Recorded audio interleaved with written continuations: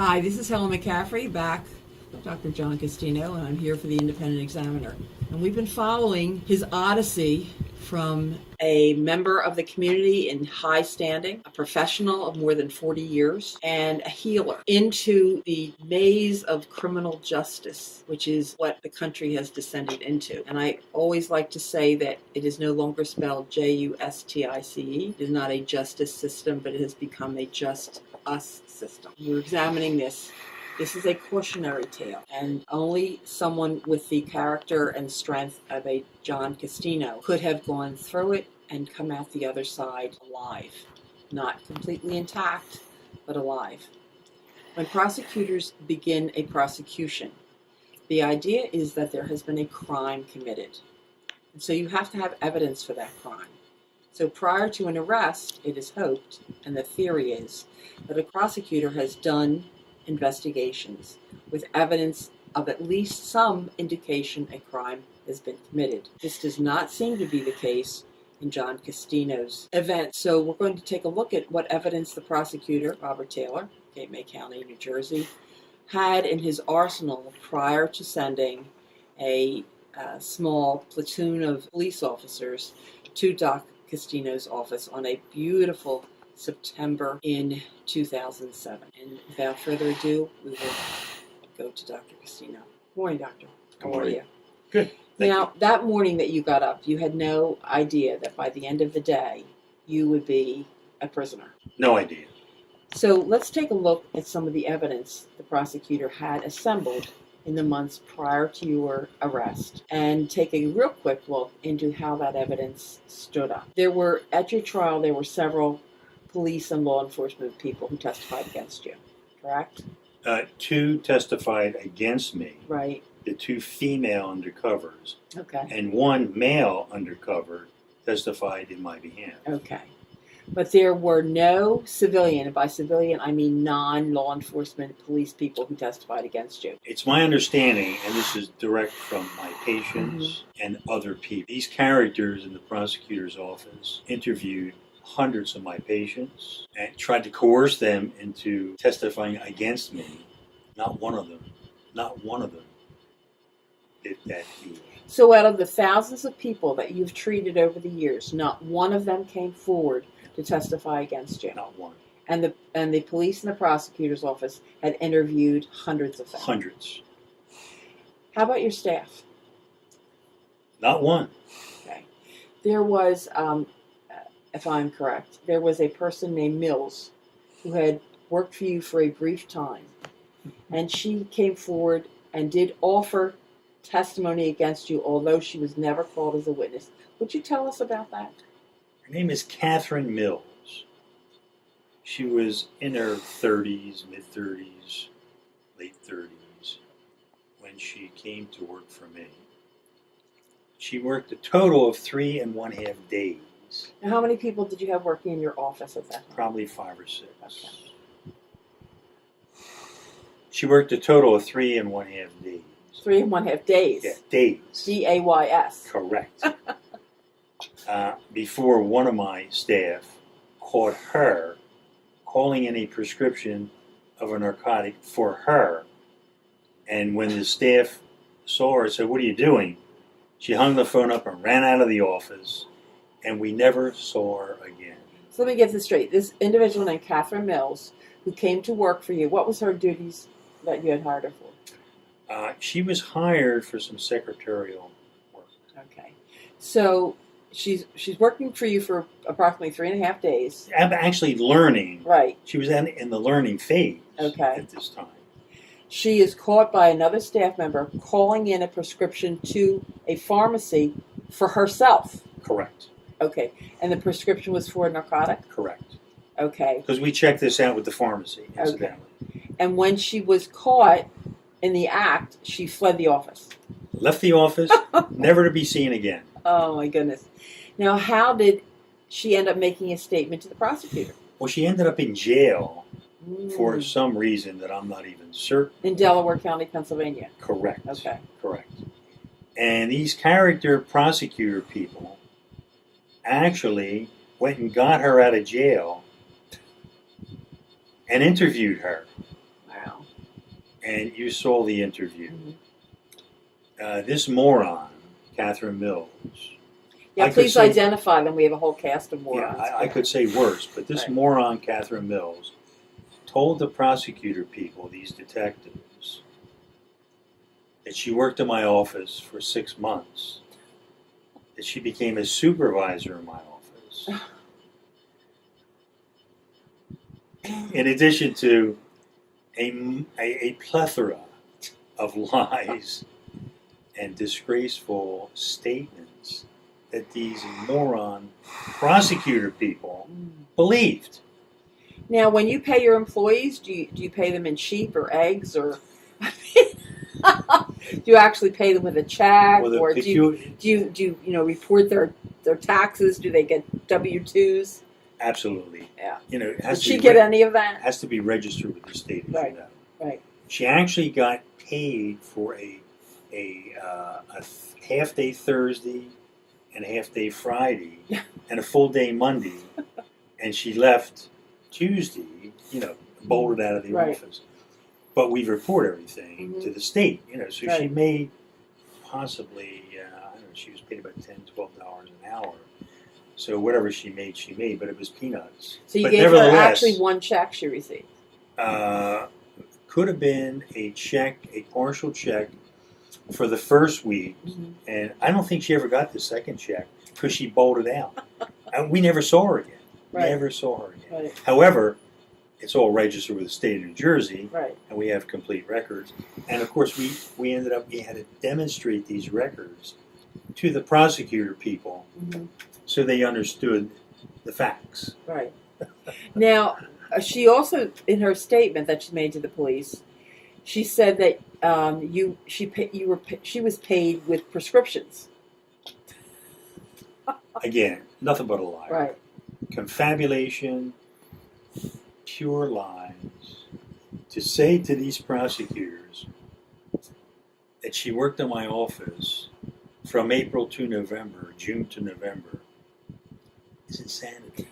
You have to be a real moron to tell a law enforcement officer those kinds of things, because there's always a record, you see. There's always a record.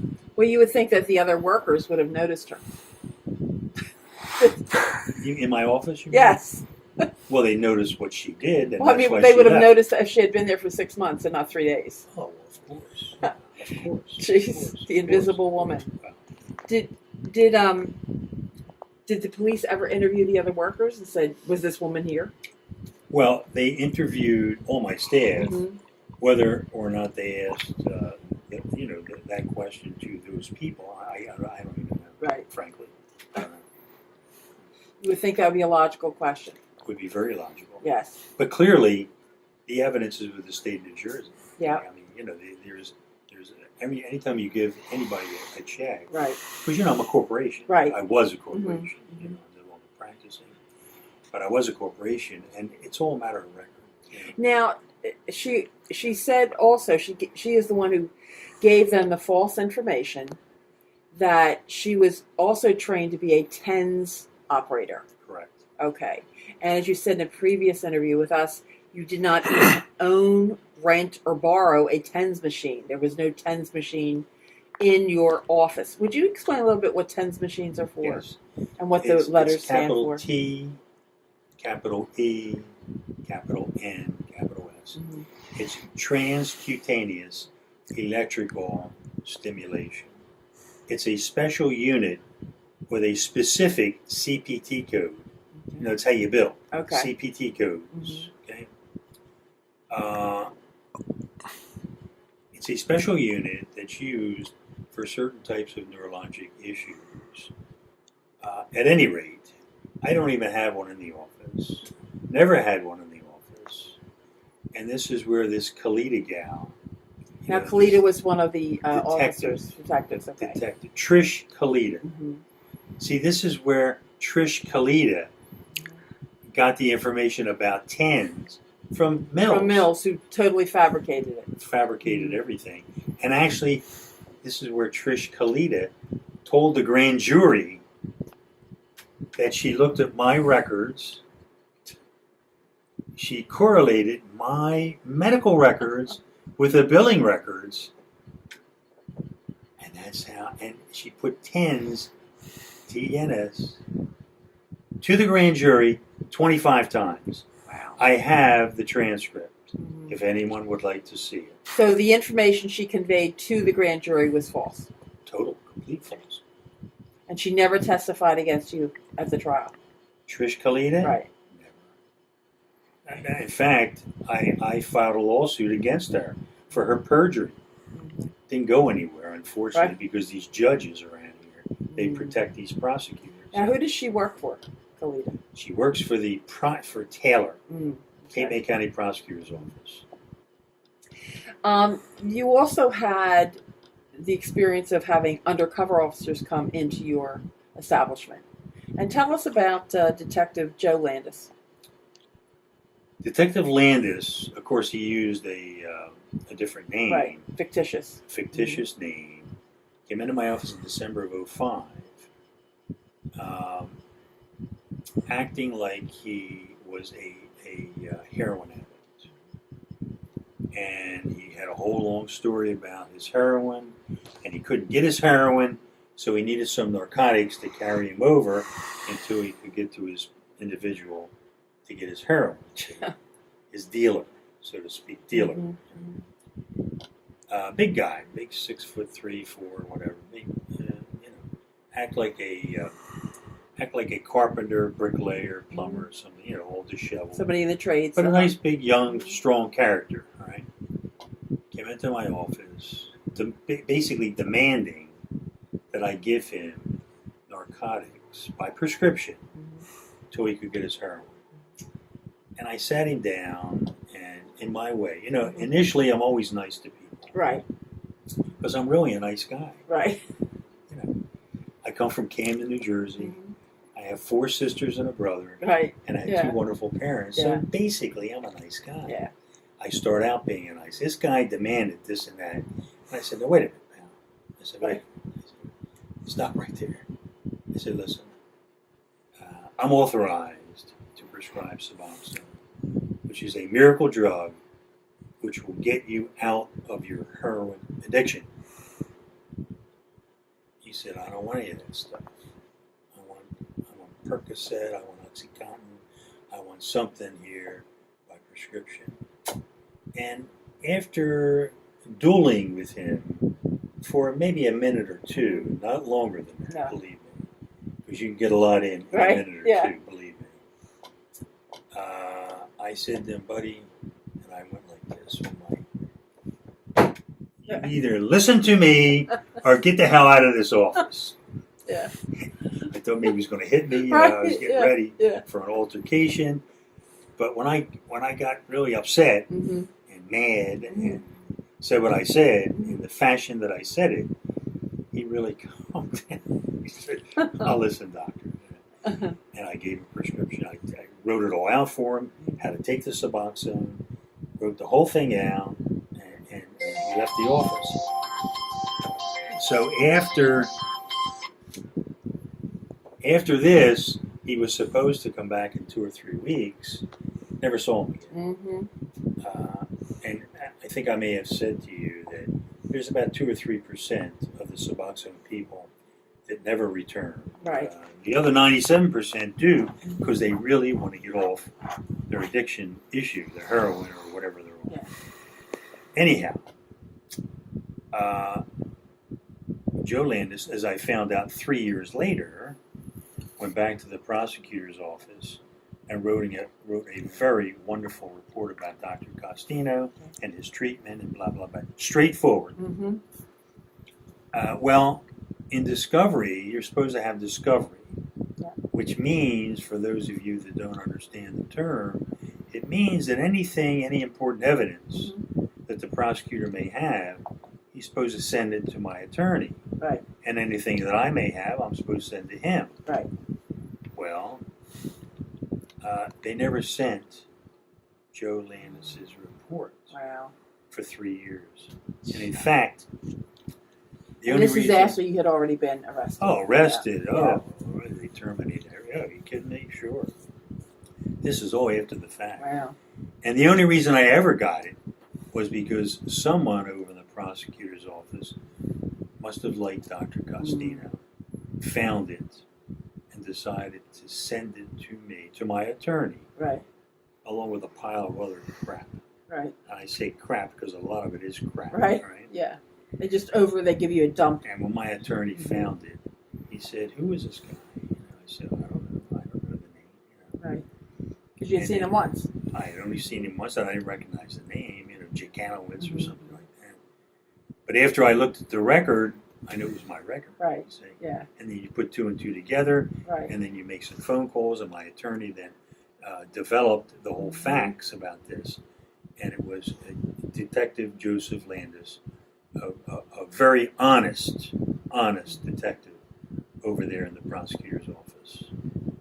And he, in fact, became a witness for the defense in your trial. Correct. He became a witness for me, Mm-hmm. and he told the facts just as they are to the judge and the jury. Yes.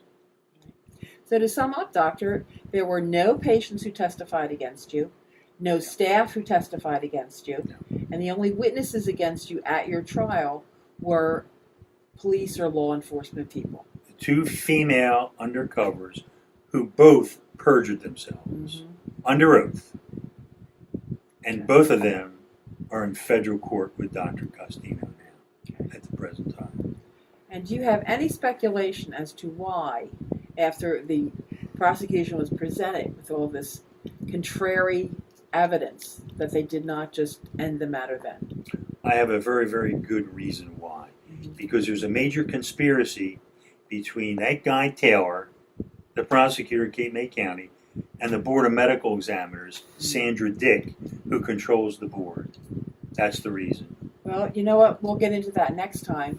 But for now, this is Helen McCaffrey for the Independent Examiner. Thanks for watching.